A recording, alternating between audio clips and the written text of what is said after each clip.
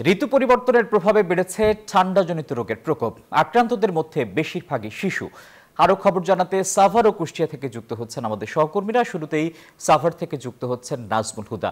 নাজমুল, শীত শুরু হতেই সাভারে কেমন প্রভাব পড়েছে, হাসপাতালের কি অবস্থা দেখছেন? আসিফ টিপু, আপনাকে ধন্যবাদ। আপনি যেমনটি বলছিলেন, এই মুহূর্তে রয়েছি সাভারের সরকারি হাসপাতালে এবং ঠান্ডাজনিত শীতের শুরুতেই কিন্তু ঠান্ডাজনিত রোগী হাসপাতালগুলোতে ভিড় করছে। আমরা যদি একটু দেখাই যে হাসপাতালে কিন্তু দেখছেন যে এভাবেই আসলে ভিতরে কিন্তু আসলে জায়গা নেই, তারপরে বাইরে তাদেরকে ঠান্ডাজনিত রোগীর সংখ্যা কিন্তু প্রতিদিনই আসলে বাড়তে শুরু করছে এবং চিকিৎসা নিতে আসছে কিন্তু যে এখানকার রোগীরা কিন্তু ভিড় করছে। এবং হাসপাতালগুলোতে আমরা যদি একটু দেখাতে চাই যে হাসপাতালের ভিতরের যে অবস্থা, সেখানে যে রোগীগুলি রয়েছে, যে হাসপাতালের কিন্তু আপনার এর আগের চেয়ে কিন্তু এখন কিন্তু কয়েক গুণ মানে রোগী কিন্তু হাসপাতালে ভর্তি হয়েছে। এবং এখানকার হাসপাতালগুলোতে আপনি দেখতেই পাচ্ছেন যে যদি আমরা দেখাই যে বেশিরভাগই হচ্ছে শিশু এবং বৃদ্ধ এবং এই বয়সের যে রোগীগুলি রয়েছে এবং শিশু রোগী শীতের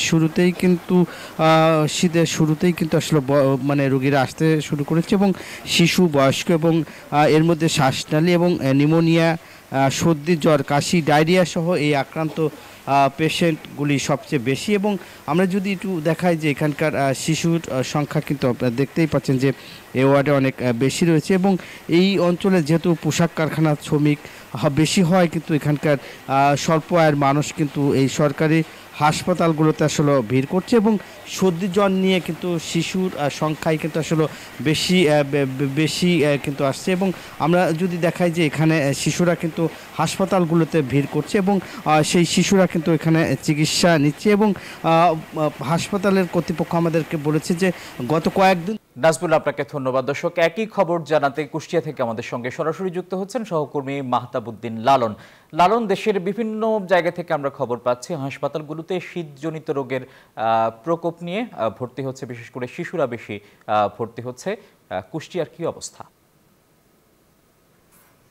আমি এই মুহূর্তে কুষ্টিয়া জেনারেল হাসপাতালে রয়েছি, শিশু ওয়ার্ডে। আমি শিশু ওয়ার্ডের চিত্রটা একটু আপনাকে যদি সরাসরি দেখাই, আপনি দেখতে পাচ্ছেন এই ওয়ার্ডে রুগীর চাপ এত পরিমাণে বেশি, রুগীদের শয্যা দেওয়া সম্ভব হচ্ছে না হাসপাতাল কর্তৃপক্ষের। আমি এই হাসপাতালে এসে এখানে যারা চিকিৎসা নিচ্ছেন, বিশেষ করে শিশু রোগীর সংখ্যা এখানে আমি বেশি দেখেছি এবং এই শিশুদের অভিভাবকরা যেটি বলছেন যে আসলে ঠান্ডাজনিত কারণেই কিন্তু আসলে অধিকাংশ শিশু এখানে ভর্তি হয়েছেন বা তারা ভর্তি করেছেন এবং তারা বলছেন যে আসলে হাসপাতালের যে ক্যাপাসিটি বা তাদের যে চিকিৎসা দেওয়ার যে সামর্থ্য, সেটি কিন্তু ইতিমধ্যে সামর্থ্যের বাইরে চলে গেছে। আমি এখানে যারা স্বাস্থ্যসেবার সাথে জড়িত রয়েছেন, নার্স এবং স্বাস্থ্যকর্মীদের সাথে কথা বলেছি, তারা বলছেন যে আসলে 20 শয্যার এই হাসপাতালে এখন বর্তমানে প্রায় 150-র বেশি রুগী ভর্তি আছে, অর্থাৎ 7 গুণের বেশি কিন্তু রুগী এই হাসপাতালে ভর্তি আছে। এবং চিকিৎসকরা যেটি বলছেন যে আসলে এই আবহাওয়াজনিত কারণেই কিন্তু আসলে এই সমস্যাটি তৈরি হচ্ছে।